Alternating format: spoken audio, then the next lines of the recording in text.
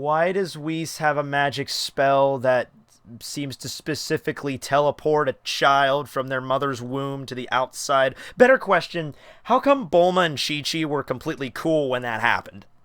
Like, it's like, oh, Bulma, you're pretty big. You're big as a house. You're about to go into labor. We better take it easy. Whis comes in just like blah, blah, blah, blah, blah, blah, blah, hibbity jibbity, pop, and then just, baby in your hands. I'm like, oh, well, thank you, Whis. That made this whole process go a lot easier. You'd be like, what the fuck did you just do? Like, is it okay? What happened? Is it premature? I don't know what's going on. This is Dragon Ball Super episode 82, which is about, I'd say 1/3% filler. Some good filler, some very heartfelt filler. Of course, we get to see the birth of Bulla, Bulma, and Vegeta's daughter. We get to see some, cute moments with Vegeta holding the baby, and Vegeta's trying to come up with a name, thinking of good Saiyan names, and then, Bulma just comes out of nowhere with Bulla or Bra or whatever. But, that's not what we're here for. We're here to talk about fucking tournaments and people fighting in tournaments. So, the gang, the Beerus, Whis, Goku, Gohan, Supreme Kai, they all go back to Bulma's place, and they start to figure out, like, okay, first off, how many planets in Universe 7 are even populated with sentient life that could actually fight, that are constituting as mortals, that could fight? And the Supreme Kai's, like, doing some counting. He's like, okay, well, we lost Planet Salada and Planet Vegeta and Planet Namek, so I think there's, like, 28 that have mortal life that can fight. Of course, 2 of those were eliminated by Frieza. Probably should have done something about that, Supreme Kai, considering, you could have actually, killed him, according to you. And then Planet Salada, I think, was lost because that was the original planet of the Saiyans. And I think because the Saiyans had, like, internal conflicts, they ended up blowing up their own planet or rendering their own planets, not capable of sustaining life or something like that. So, yeah, there's 28 planets in the mortal, in Universe 7 that contain immortals that could fight. And so the next question is, okay, well, are there any strong fighters on there that could, be on the same or similar level to us? And Supreme Kai's like, I don't know. We never checked by power level. And I'm like, oh, good lord. Oh, god damn it, Supreme Kai. What the fuck do you even do? Like, seriously, okay, I understand you were concerned about Majin Buu, and that's your whole shtick, but seriously, like, you're a fucking Kaioshin. You live for, like, millions of years. What were you doing those millions of years? And okay, let's backtrack that a second. Okay, even if you weren't measuring the mortals by their power level, okay, fine, whatever, fine. Maybe that you're not that kind of god, fine. You'd think that over the course of hundreds of millions of years, you'd think for a second, like, you're up there on the fucking Kai planet being like, god damn it, I'm bored. Hey, Kibito, fuck it, let's go around and see which one is the strongest planet. You'd think that would, like, cross your mind occasionally, but fine, let's say you don't do that. If you're observing these planets, and you know that there's 28 planets, and you know which ones have life on them, you'd think, like, by observing the planets, you'd have a good idea, like, hey, that's a planet that seems to have some pretty strong mortals. That planet seems to have pretty peaceful mortals. You'd think you'd have a general idea, but whatever. And also, you'd think, being a Kaioshin, you'd be able to check this shit like that. Like, King Kai, right? Now, King Kai, his whole deal, he was just like an observer. He's not like the god of anything. He's just like an observer keeping the universe, keeping things in check, I guess. You tell fucking King Kai, like, hey, King Kai, could you find a planet with some strong guys? He could probably, like, ping, find that shit pretty easily. But, the Kaioshin's like, okay, guys, hold on. I gotta go back to the Kai planet. I need to run some numbers. And so he leaves to try to find out if there's any other planets that are worth a fuck. But, of course, we know there isn't. Whatever. There's been a lot of people debating, like, hey, maybe we should use the Namek Dragon Balls to bring back Cell or Frieza. And then we can use them to fight in the tournament. And, you get the people that are like, that's a terrible idea because they're villains. I would say bringing back Frieza, we've already had an arc with Frieza, but bringing back Cell. I mean, guys, this is the fate of the universe you're talking about here. Like, what would you rather deal with? Would you bring back Cell? And Cell, he wasn't as, like, I feel like if Cell got brought back and he's like, what the fuck? And you have Beerus there.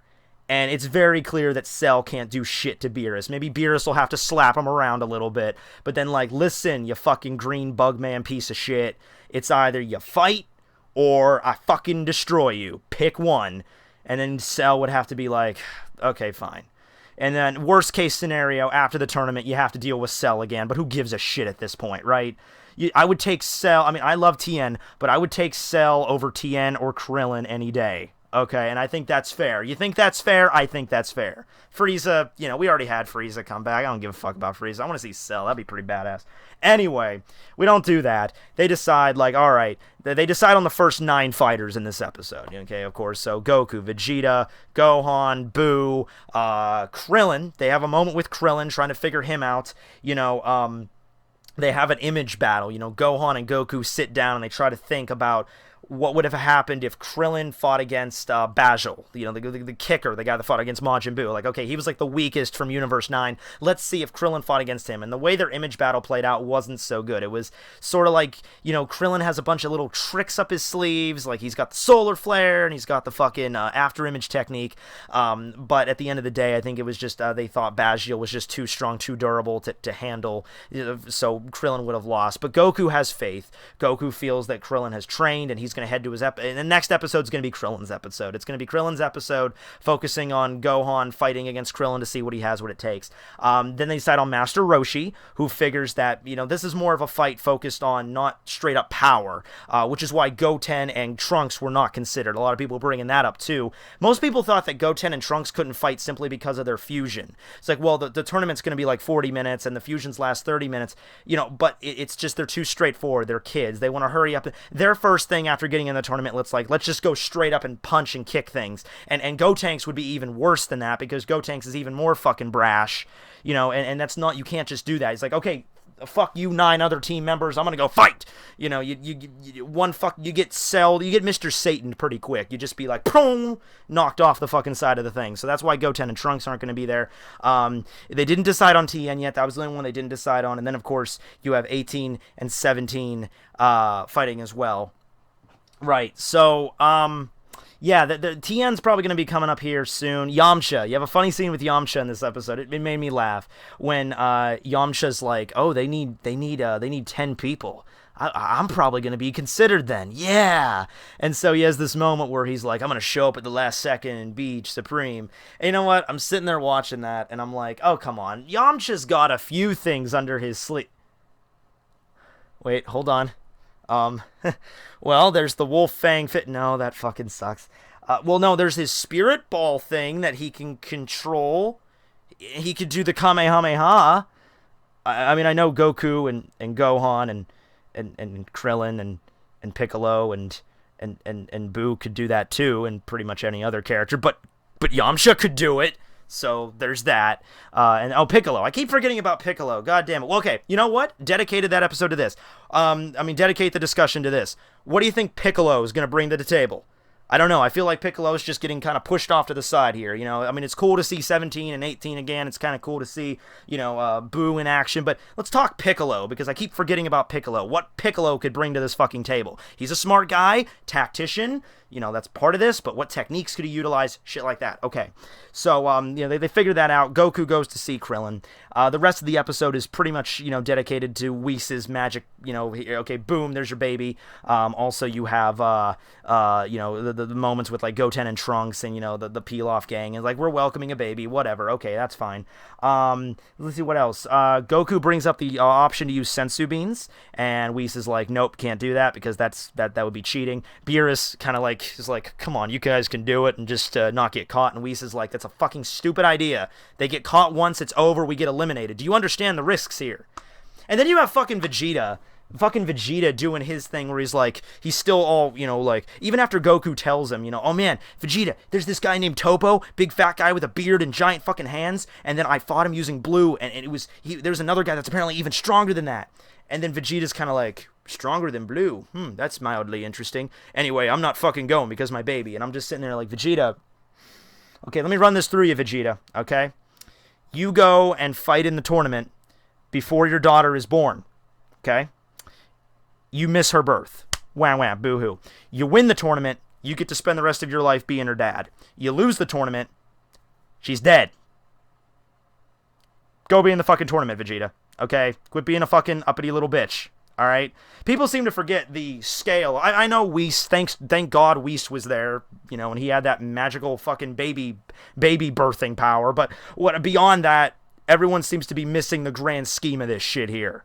You know, the grand scheme of, hey guys, fucking universe, not just the planet, not just the galaxy, not just this world, another world will be fine. No, everything. You're gone. No other world. No ghosts. You're fucked.